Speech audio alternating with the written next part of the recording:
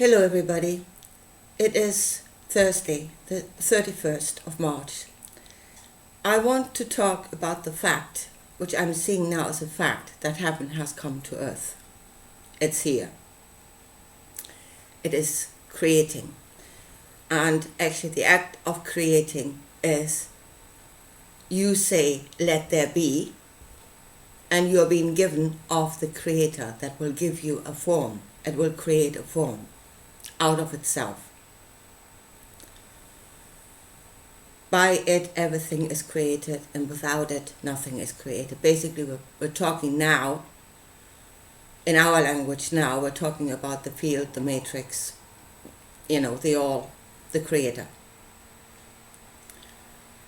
So that is how you bring heaven to earth. It is your desire being given a form by the Creator. And it has been given in the form when you know it is so. When you know, believe on the level of form, believe on the level of knowing. That is when you are being given. And we are being given, and our heaven, our thoughts are coming to earth. Our desires. We're saying, let there be. Now, for instance, I want to start with the two witnesses. And I know that, although I haven't watched it in a while, and I don't know if he's still at that, but Stephen Ben-Nun from Israeli News Live was obsessed with the two witnesses for a while. And whether they would come, and where they are. Are they here now? They're here, all right.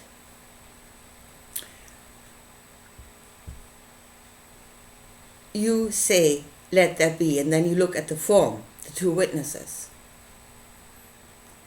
Look at what the two witnesses are doing. Yeah? They can create pestilences all over the world as often as they like. They can make the rain not fall and the crops to fail. And they can destroy people by fire coming out of their mouth. Yeah? Let's start. Are the two witnesses here? Can you see something creating pestilences? I think we've just been through it. One of them anyway.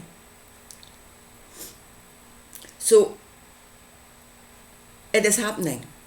So what are the two witnesses? Again, our two witnesses are our thoughts and our emotions that come together and say, let it be. Let there be. This thought of depopulation, the burning desire to get rid of a few people, eugenesis, coming together and creating pestilences, coming together and working on weather modification so that the rain won't fall. Fire will come out of their mouth. Now, I don't know, it happened before with this, one of the prophets. Yeah? And I don't know if at that time they actually saw fire. Now, let's say that at that time, a few thousand years ago, their thinking was a bit more far out than ours is now. David Icke says we are on this narrow band. It's called being rational. Yeah? So they believed on things a bit more far out, so maybe they did see fire. But, and here goes, if you understand that fire is the rational mind, yeah? Thought energy is fire, emotional energy is water. So if you understand that, then when the fire comes out of the mouth, it actually takes, what form does the rational thought take? Words. It's words coming out of their mouth that will burn their enemy. Can you see that? Has that happened? Where fire, words come out of their mouth that burn their enemy at the stake and cancels them there and then. It's happening. They're here.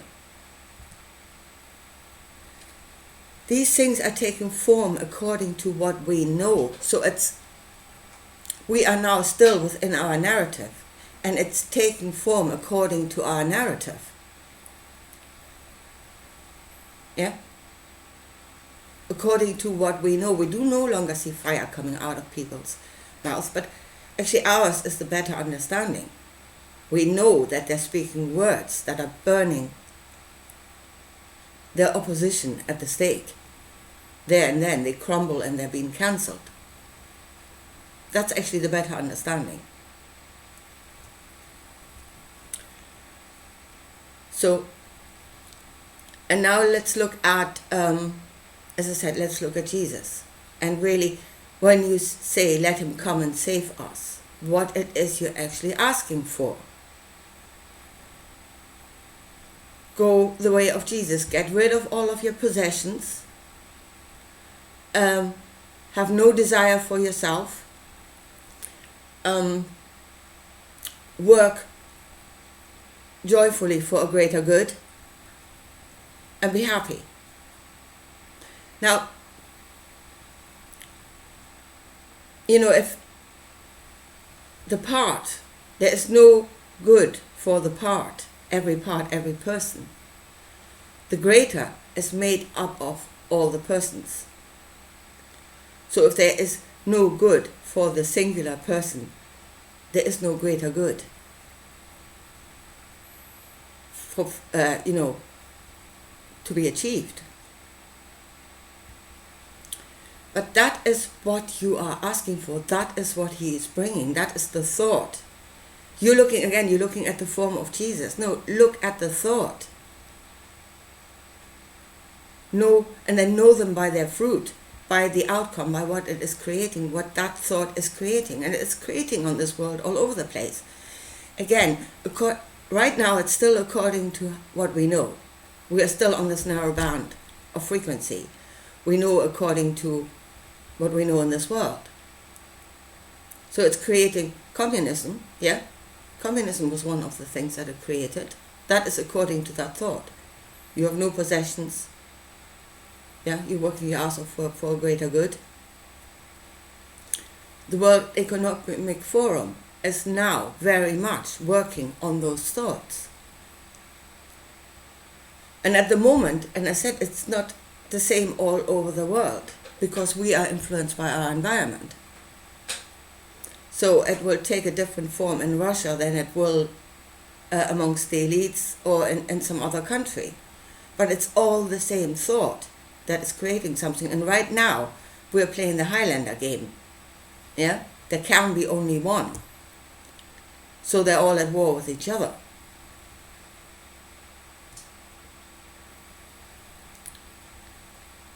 So we're seeing this going belly up, but you do not see the teaching. The teaching of Jesus is actually in those structures. They are according to that. But you feel it as bad. It's because it is. It's not according to nature. It's not according to our nature. The self must receive, and we know that. It's our survival instinct.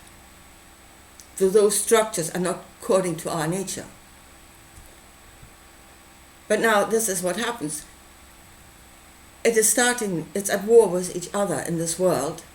We do not see the thought inside the structure, inside the form that it has created. And we are now going far out. Again, we're going far out in our thinking. Let the heavens open, and that is a far out thought. It's not something we know.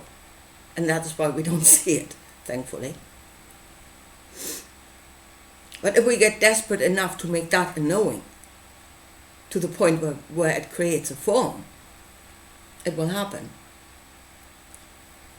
But it is just the same thought again, in a different far out form.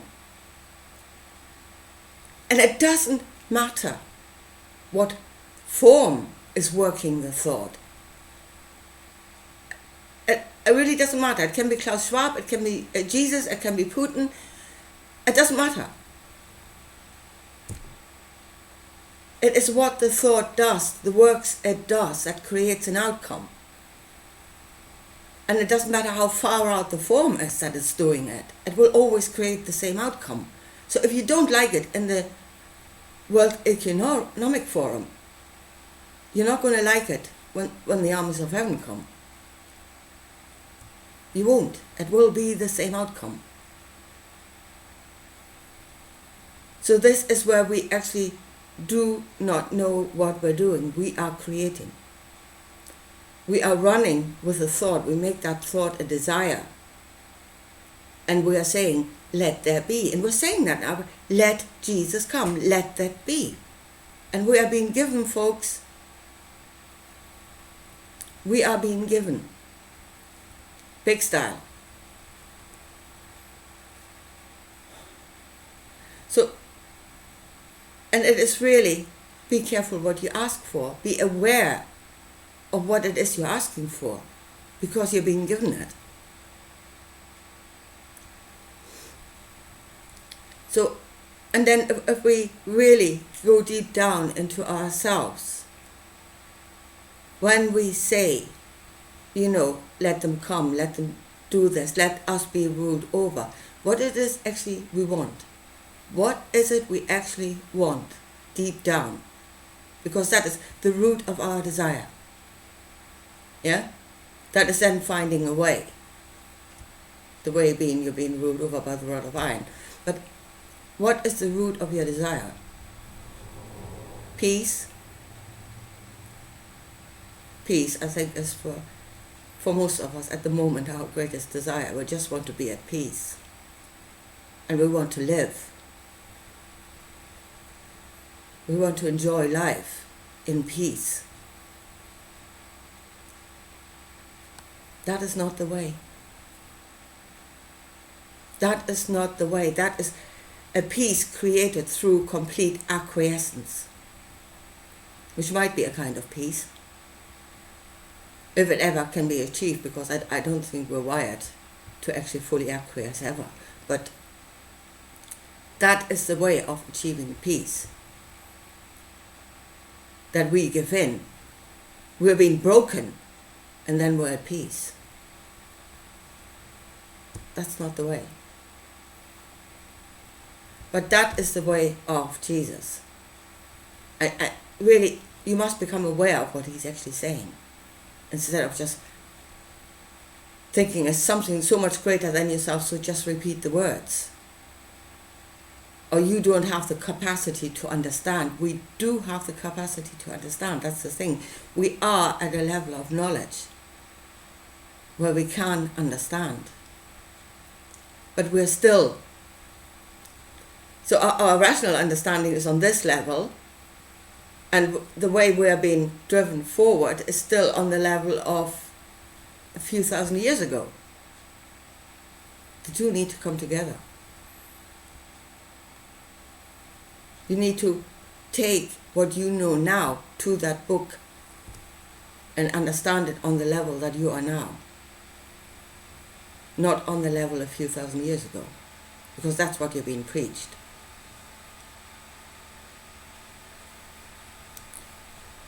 So if our real desire, the root of our desire is actually for peace, and here's the thing.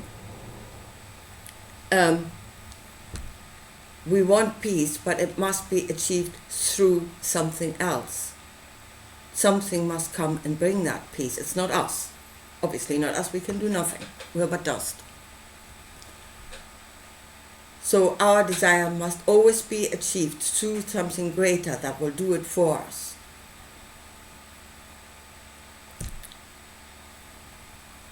Our desire for peace will be fulfilled when we are peaceful.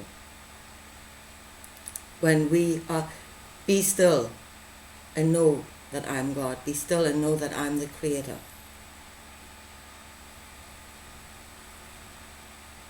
And then follow whatever comes to you out of the state of peacefulness.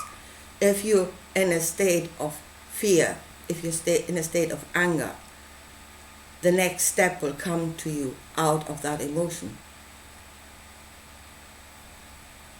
Yeah?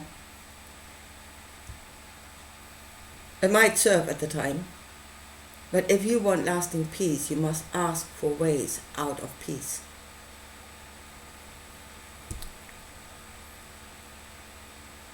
It is for us to do that, not for something else to come and do it for us. If something else has to do it for us, we will always be enslaved, because we will have to follow. The only way we're going to be free is if we do it for ourselves.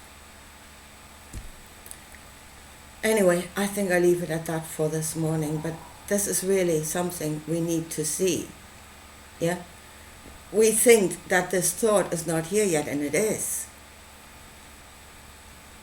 And as long as we don't see it, that is already, our thoughts will go further and further far out until we actually have the form of the heavens. And they're still doing the same thing. And it will change nothing. It's the thought itself that is wrong. You give away all your possessions and be happy being nothing is the wrong thought to start with. And in this world we know that. So that is where the change has to occur. Anyway, I will leave it at that, and I'll talk to you again soon. Bye.